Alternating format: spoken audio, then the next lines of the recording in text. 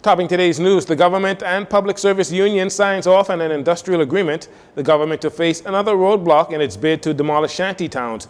A shooting in Baintown leaves one dead and one hospitalized, and the U.S. further commits to help stem illegal gun smuggling in the region.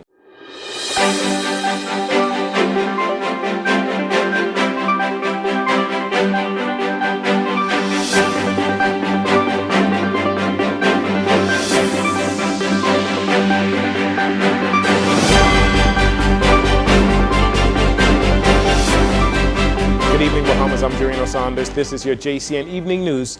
It's a pleasure to have you join us. The long-awaited and heavily disputed industrial agreement for the Bahamas Public Service Union, the BPSU, has been signed and sealed. The government and the BPSU this morning signing a $40 million industrial agreement. The four-year agreement will give overall increases and allowances for 4,000 members of the Bahamas Public Service Union, including trainee officers from the police and defense force, along with prison officers, will now receive a pay increase up to $20,000 per annum, up from $18,000 a year. Minister of State for the Public Service, Pierre Glover says, although all recommendations have not been met, this is an improvement for public servants. So there are a number of, I think, excellent components that were negotiated by the Bahamas Public Service Union for their members. This included, of course, the increase from $11,450 a year to $13,520 a year, which was retroactive to July 1st, 2022. There were other salary increases at different levels along the pay scale, which caused for public servants to receive between 4 to 5 increments during the term of the agreement. A disturbance allowance was increased from $1,200 to $1,500 per year, and a transport allowance was increased from $250 to $300 per month. There were other allowances and mileages, and within this agreement there was also an introduction of a shift premium for workers who are working on shifts, especially between 6 p.m. and 6 a.m. Number of other benefits that were negotiated. BPSU President Kimsley Ferguson says although pleased with the industrial agreement, there were a number of concerns he had during the negotiation process. There were some issues and concerns that we did have where we had indicated that there were persons who were qualified based on the standards that we do have in the industrial agreement for hazard allowance, which were those security officers as well as persons at the meteorological office. Again, we are still awaiting a response in that regard. We know that we would have conveyed that to the negotiations team, but at this point we were unable to get a response on that particular issue. We were seeking either to get some insurance coverage or the hazard allowance for those individuals, particularly those security officers in the schools who are confronted with some degree of challenges when it comes to ensuring that the nation's youth are able to get a proper education in a safe and a healthy environment. Mr. Ferguson says there were also concerns regarding the upkeep of uniforms for the police and defense force as well as prison officers. Just 1 month after a Supreme Court judge ruled that the constitutional rights of those living on shanty towns or living in shanty towns were not violated, and subsequently lifted the shantytown injunction that had once prohibited the government from demolishing shanty towns here in the Bahamas, Respect Our Homes Limited and 177 shantytown residents across the Bahamas are now challenging the ruling of Justice Cheryl Grant Thompson. On March 10th, the group filed a notice of appeal motion to the Court of Appeal, seeking to have Justice Grant Thompson's ruling handed down on February 10th null and void. The group is objecting to the government's apparent decision to take possession of land they occupy. They are also objecting to apparent decisions to disconnect power, water, and other government-provided utilities on those lands, in addition to challenging the government's recent decision of issuing eviction notices under the Building Regulations Act to demolish structures in shanty towns. Just last week, the Unregulated Communities Action Task Force said some 260 eviction notices were posted on structures in shanty Shanty towns near the SC Boodle Highway on Abaco as the Davis administration seeks to rid the country of the vexing issue of irregular migrants. Prime Minister Philip Davis last month warned residents, Bahamians, and other nationalities living in shanty towns that they would have to find alternative housing. The group pushing ahead to the Court of Appeal is being represented by attorney Fred Smith, KC. A weekend double shooting pushed the country's homicide count up a notch after one of the two victims succumbed on the scene. The double shooting unfolded on Finlayson Street in the Baintown area, just off of Nassau Street, shortly after 10 p.m. on Saturday night.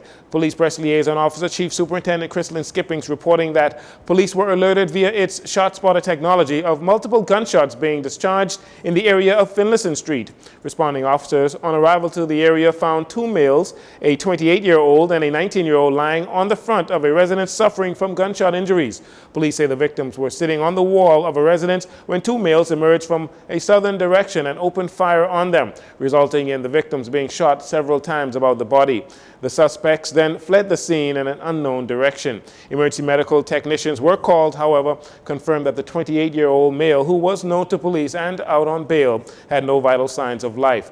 Chief Superintendent Skippings telling reporters on the scene the 19-year-old male was transported to hospital in a private vehicle. His condition still unknown. Police are appealing to members of the public who may have any information regarding this incident or any other criminal matters to contact them at Crime Stoppers at 328-TIPS at 328-8477. An 18-year-old male is in hospital in serious condition after he was shot to the leg on Friday afternoon. Police say the incident unfolded around 12:32 p.m. Police say while in the area of Myrtle Street off Farrington Road, the victim was approached by a male known to him who produced a firearm and shot him.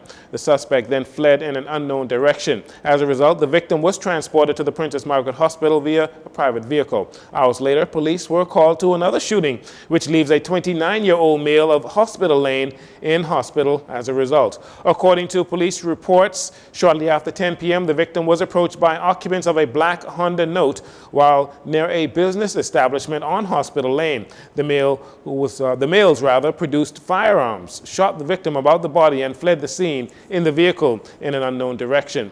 The vehicle was later found abandoned on Hay Street a short time later. While making checks of the vehicle, police discovered 3 firearms with a quantity of live ammunition. The victim was transported to the Princess Margaret Hospital via private vehicle where he is listed in serious condition. The United States government reaffirming its commitment to providing assistance to the Bahamas and the Caribbean region when it comes to combating gun trafficking and violence. The United States Embassy here in the country in a 2-page statement detailing the United States government's support. Jcn's Lucy Bastian has more in this next report. On the heels of Police Commissioner Clayton Fernando revealing almost 1 week ago that 90% of illegal weapons used in criminal activities and weapons seized by police were traced to the U.S., the United States government has reaffirmed its commitment to combat the trafficking of guns into the Caribbean region. Its commitment also comes on the heels of Prime Minister Philip Davis's statement that the Bahamas has joined Mexico along with other Caribbean nations in a $10 billion lawsuit to hold U.S. gun manufacturers accountable for the spread of firearms throughout the region. While the U.S. Embassy in a statement notes that its government does not comment on ongoing legal matters, it highlighted the work of the U.S. government for over the past 12 years, specifically the Caribbean Basin Security Initiative, which has devoted nearly $1 billion to programs to reduce illicit trafficking, increase citizen security, and prevent youth crime and violence. The U.S. has partnered with law enforcement agencies across the region to take down networks of those who profit from illicit gun trade as U.S. attachés from the Bureau of Alcohol, Tobacco, Firearms and Explosives, ATF, here in the Bahamas, Jamaica, and Trinidad support host country investigations into firearms trafficking cases. Add to that, collaboration with regional counterparts, including U.S. Homeland Security Investigations, HSI, has seen enforcement of U.S. export laws as they investigate firearms and ammunition smuggling operations that violate these laws. The work has yielded significant dividends, as in September of 2022, law enforcement officers from 19 Caribbean countries, along with Interpol, CARICOM, World Customs Organization, ATF, and HSI, cooperated in a joint operation leading to the seizure of 350 weapons, 3,300 pounds of ammunition, and 10 tons of cocaine. Prior to this operation, in March of the same year, through Operation Citadel, HSI deployed agents and analysts throughout the Caribbean to bolster host country firearms smuggling investigations and intelligence sharing capabilities. Efforts and multiple coordinated international operations resulted in 111 firearms seizures, including 446 firearms and 188,256 rounds of ammunition. As for countering illicit arms trafficking, the CARICOM Implementation Agency for Crime and Security, IMPACTS, along with U.S. interagency support in November of 2022, inaugurated the Caribbean Crime Gun Intelligence Unit, with the main objective being to improve intelligence and information sharing among Caribbean and U.S. law enforcement agencies.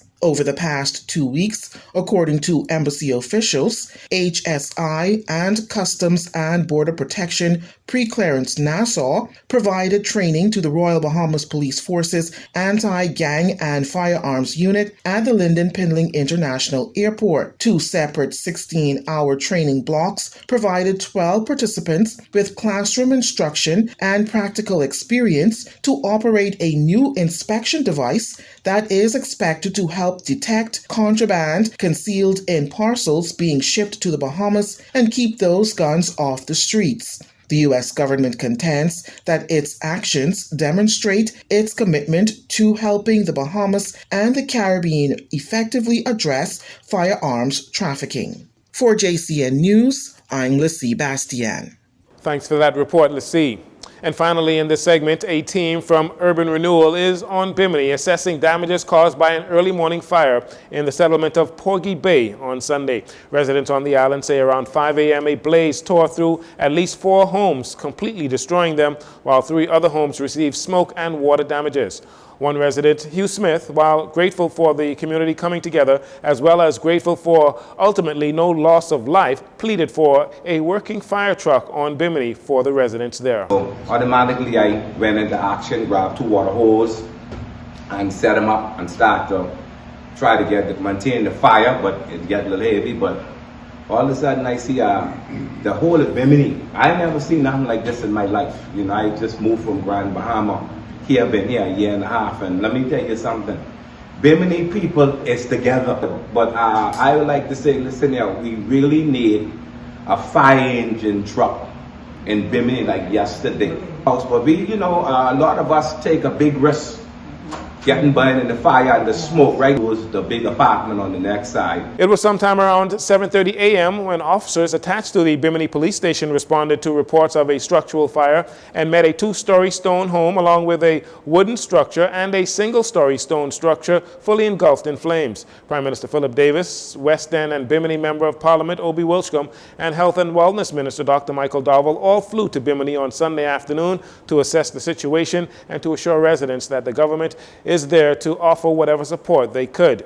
Carrying the portfolio for social services, Minister Wilshcombe said his ministry had secured apartments for the displaced residents as well as monies for clothing and food. I spoke with the minister responsible for Foreign Affairs, who's responsible for the Passport Office, and I spoke with the director.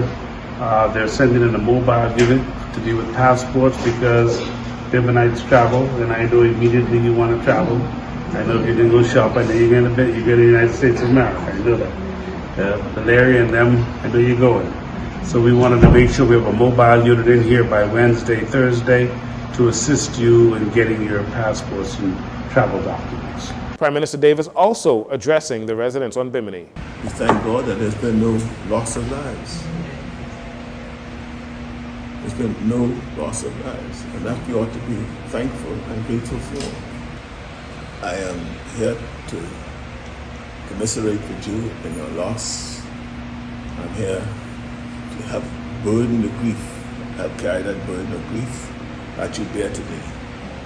I'm here to say that whatever we can do to restore your lives to normalcy. It's going to be traumatic when you lose almost everything that you've worked for. You have to start all over again. It's not easy. But just, sometimes out of tragedy comes opportunity. I am heartened by the show of support that the community gave in this tragedy. I want to hold that up for the whole Bahamas to say, no, maybe we don't need to wait for tragedy. Let's find some other thing that we could come together and do to help lift up one another. Minister Wilcombe says officials know they need to replenish the fleet of fire trucks. He told the residents that 2 mechanics will visit the island to examine the fire trucks that are currently there. We'll take a break here. We'll be right back after these commercials.